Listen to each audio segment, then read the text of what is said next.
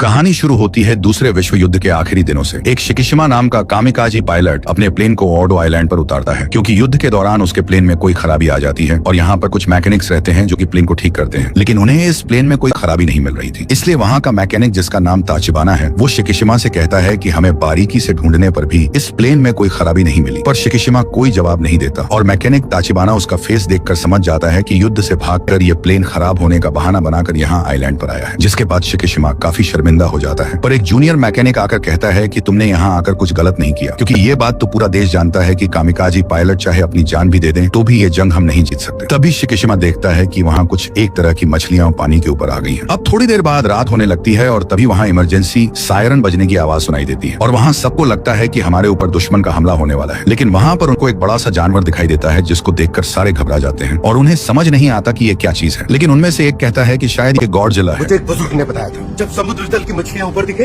तब गॉडजिला आता है। अब सब लोग तुरंत जाकर बंकर में छिप जाते हैं और ताचिबाना शिकिशिमा से कहते हैं कि तुम प्लेन में जाकर उस पर गोलियां चलाओ। उसे चलाना सिर्फ तुम्हें ही आता है। उस 20 mm गन से कोई जिंदा नहीं बच सकता। शिकिशिमा अब डरते हुए प्लेन में जाता है, लेकिन वो डर के मारे गोलियां नहीं चला पाता है। इधर वो गॉडजिला उस बंकर की तरफ आने लगता है, जिसे देखकर वो लोग उस पर फायर शुरू कर देते हैं, लेकिन उस पर गोलियों का कोई असर नहीं होता और वो वहाँ सबको कुचलने लगता है। इधर शिकिशिमा डर के मारे एक भी गोली नहीं चलाता है और प्लेन से उतरकर भागने लगता है, लेकिन तभी धमाके की वजह से वह बेहोश हो जाता है। सुबह जब वो होश में आता है तो वो देखता है कि सब लोग मारे जा चुके हैं और एक बंदा उनकी लाशें इकट्ठा कर रहा है। वो शिकिशिमा को देखते ही उस पर गुस्सा करने लगता है। कोई नहीं बचा, ये सब तेरी वजह से हुआ है।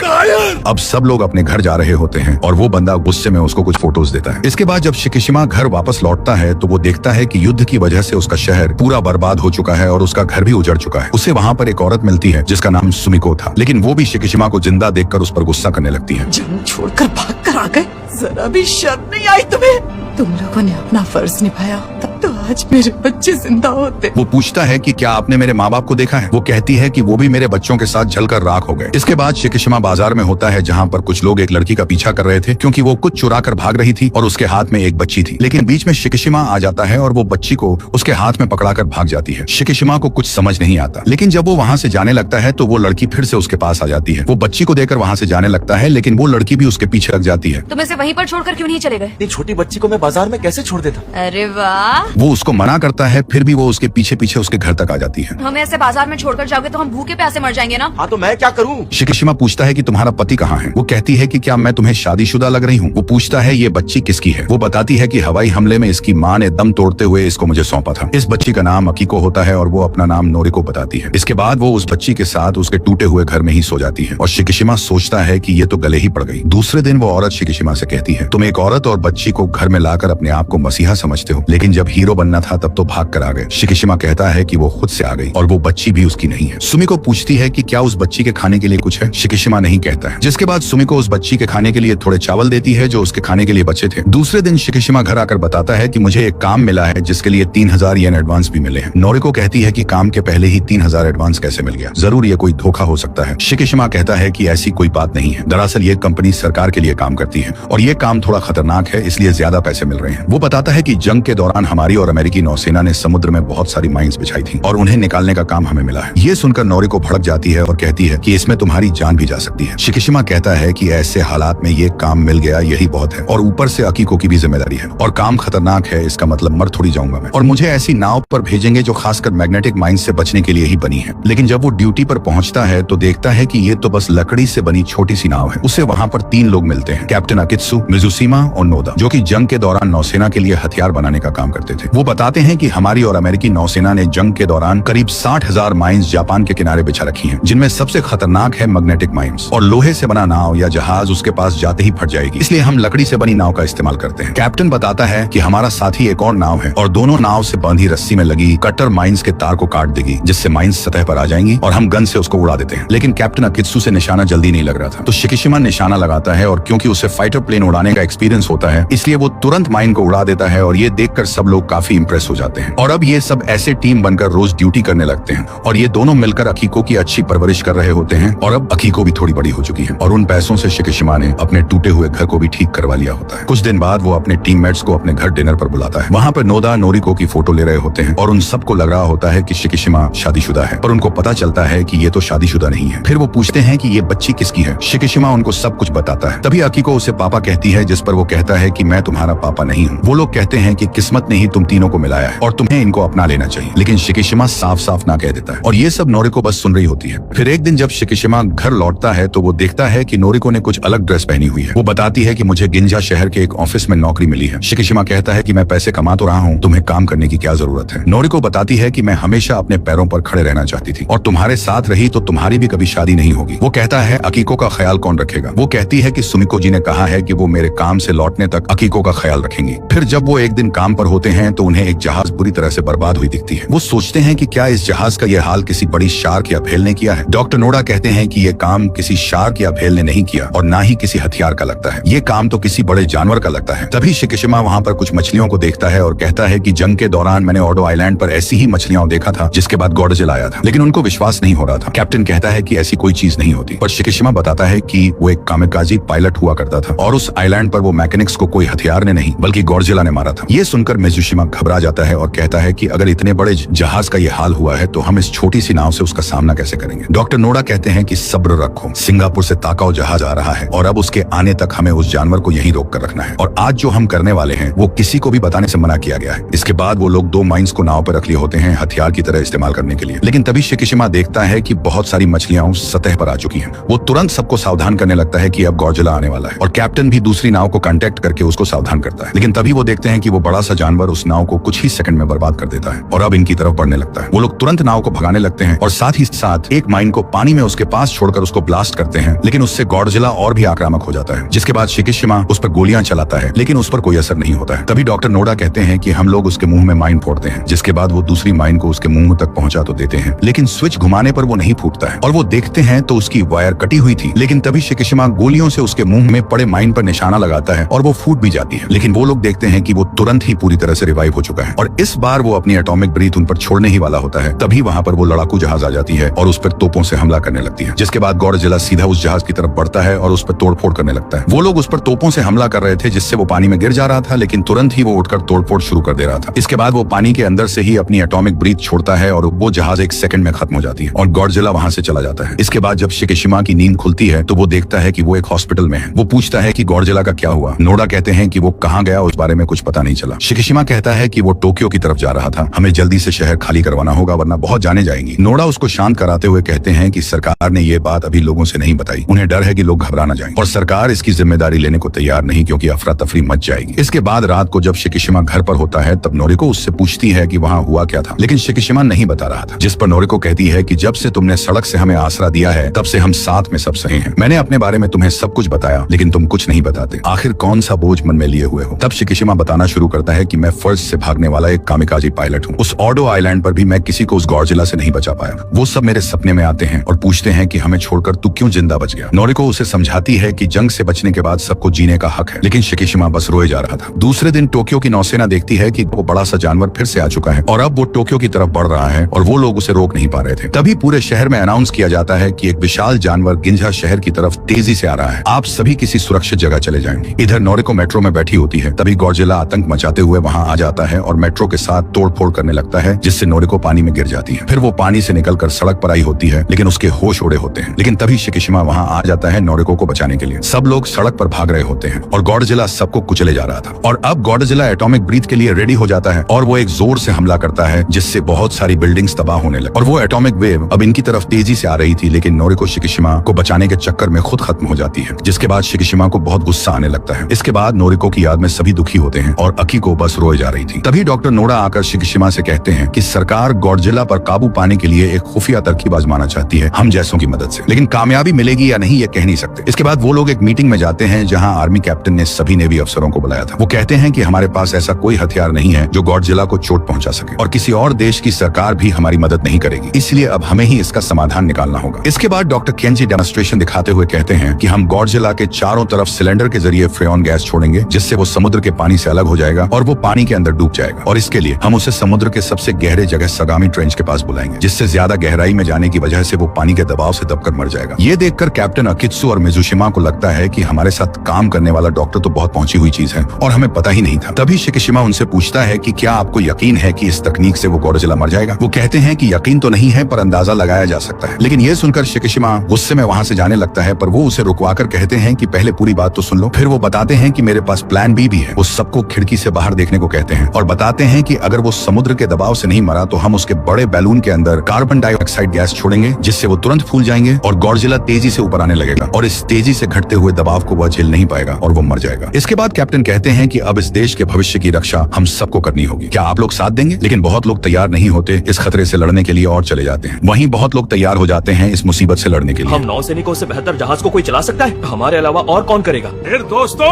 आप सब तैयार हैं?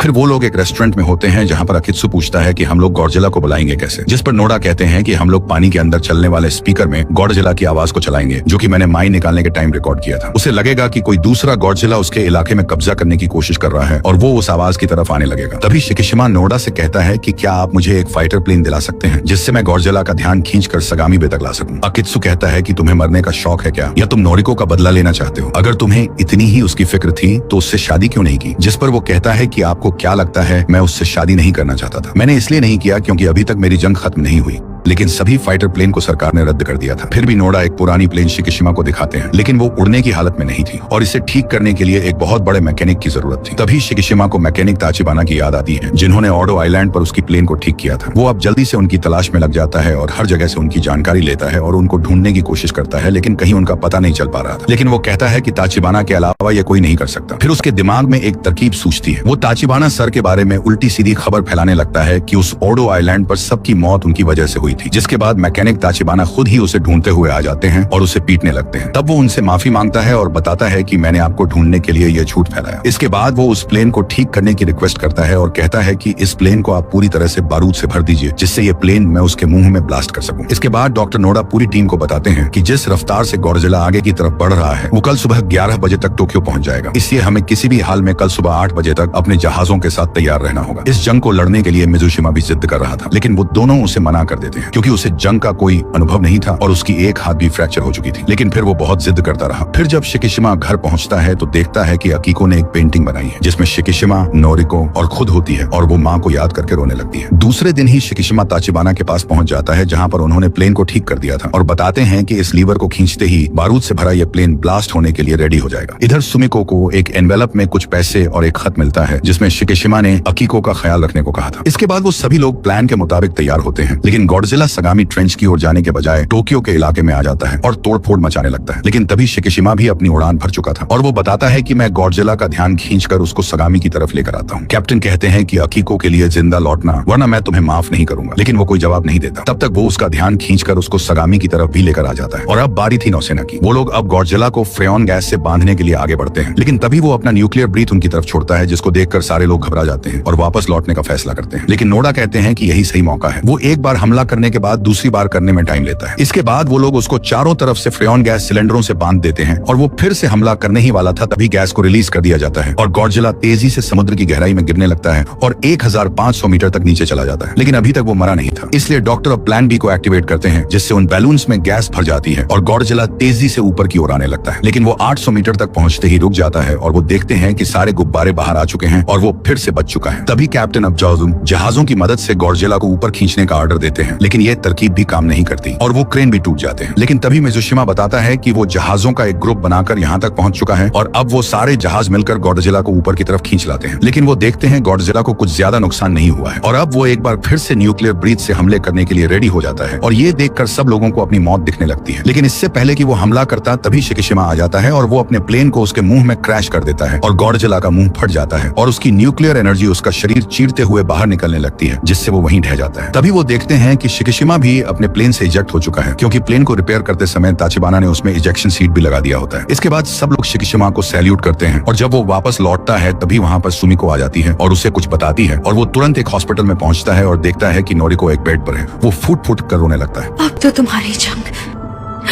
खत्म हुई ना। तो अगर आपको यह कहानी पसंद आई तो इस वीडियो को लाइक और चैनल को सब्सक्राइब जरूर